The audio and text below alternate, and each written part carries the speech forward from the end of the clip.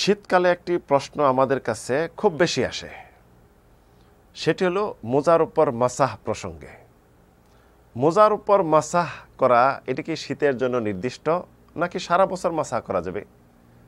মূলত এটা শীতের জন্য নির্দিষ্ট নয়। শীত গরম যে কোনো কালে যে কোনো সময় মাসাহ করতে পারেন, যদি আপনি শর্ত সাপেক্ষে মোজা পরিধান করেন। এটা আল্লাহ সুবহানাহু ওয়া তাআলার পক্ষ থেকে একটা রহমত, একটি অনুগ্রহ। আমাদের জন্য আল্লাহ সুবহানাহু ওয়া তাআলা সহজ চেয়েছেন, কষ্ট লাঘব চেয়েছেন, তাই এই বিধান দিয়েছেন। আমাদের ওজর থাক না থাক।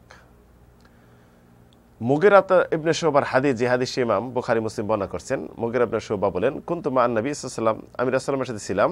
ফাতাওয়াদ্দা, রাসূল ওযু করলেন।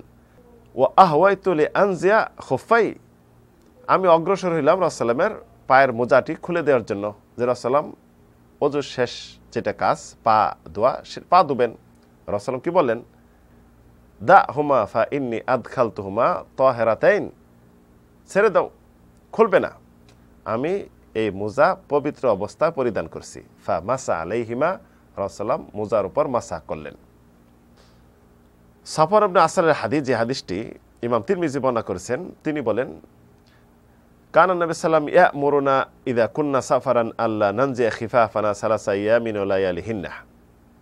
রাসূল আমাদেরকে নির্দেশ দিয়েছেন, যদি আমরা মুসাফির থাকি, সফর অবস্থায় আমরা 3 দিন 3 রাত মোজা খুলব না, মোজার উপর মাসাহ করব। ইল্লা মিন জানাবাতিন, তবে যদি বড় নাপাকি হয়ে যায়, গোসল ফরজ হয়ে যায়, তখন আমাদের মোজা খুলতে হবে। ওয়ালাকিন্না মিন গায়াতিন ও বাউলিন ও নাওমিন, প্রস্রাব পায়খানার কারণে বা ঘুমের কারণে যখন ওযু ভেঙে যাব, যখন ওযু করব, তখন মোজা খুলব না, মোজার উপর মাসাহ করলে যথেষ্ট। অন্যত্র আলী ইবনে আবি তালেবের হাদিস, যে হাদিসটি ইমাম মুসলিম বর্ণনা করেছেন, যা আলা নবী সাল্লাম সালাসা ইয়ামিন লায়ালিহিন্না লিল মুসাফির ওয়া ইয়াওমান ওয়া লাইলাতিন লিল মুকিম। রাসূল সাল্লাল্লাহু আলাইহি ওয়াসাল্লাম নির্দিষ্ট করে দিয়েছেন, মুসাফিরদের জন্য 3 দিন 3 রাত মাসাহ চলবে মোজার উপর। আর যারা মুকিম, নিজস্ব এলাকায় বাসস্থানে অবস্থানকারী, তারা 1 রাত 1 দিন মোজার উপর মাসাহ করবে, মোজার খোলার প্রয়োজন নেই। তো এখানে স্পষ্ট, মোজার উপর মাসাহ করা মুসাফিরদের জন্য 3 দিন 3 রাত, আর যারা মুকিম, নিজ এলাকায় বসবাস করবে, তারা 1 দিন 1 রাত মাসাহ করবে। মাসাই যথেষ্ট যদি অজুভঙ্গের কারণ হয়ে থাকে। আর যদি বড় অপবিত্র হয়ে যায়, যার উপর গোসল ফরজ, তাহলে তো গোসল করতে হবে, মোজা খুলতেই হবে। তো মোজার উপর মাসাহ করা, এটা উজর থাক না থাক, মোজার উপর মাসাহ চলবে। তো মোজার উপর মাসাহ কিভাবে করবেন? আমরা মনে করি যে পানি নিয়ে মোজার উপর মাসাহ করতে হবে। তো মাসাহ একটা জিনিস আর গোসল একটা জিনিস। গোসল মানে কি দোয়া, আর মাসাহ মানে কি উপরে দিয়ে মাসাহ করা। মোজার উপর যখন আমরা মাসাহ করব, হাতটা পানি দিয়ে ভিজিয়ে পানি ছিটিয়ে ফেলে দিব। ফেলে দেওয়ার পরবর্তীতে ডান হাত ডান পায়ের উপরে, এই যে এইভাবে আমরা নিয়ে একদম পায়ের যে টাকনো, এই টাকনো পর্যন্ত। পরবর্তী আমরা বাম হাত পানি দিয়ে ভিজিয়ে বাম পায়ের উপর কি করব? এদিক দিয়ে শুরু করে এই যে টাকনো পর্যন্ত। যদি কেউ আমরা 2 হাত দিয়ে মাসাহ করি, 2 পা, তাহলে সমস্যা নেই, এটাও জায়েজ। তবে শর্ত রয়েছে মোজার উপর মাসাহ করার।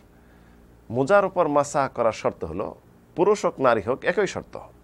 সেটা হলো অবশ্যই আপনাকে মোজা পরিধান করতে হবে পবিত্র অবস্থায়, ওযু করা অবস্থায়।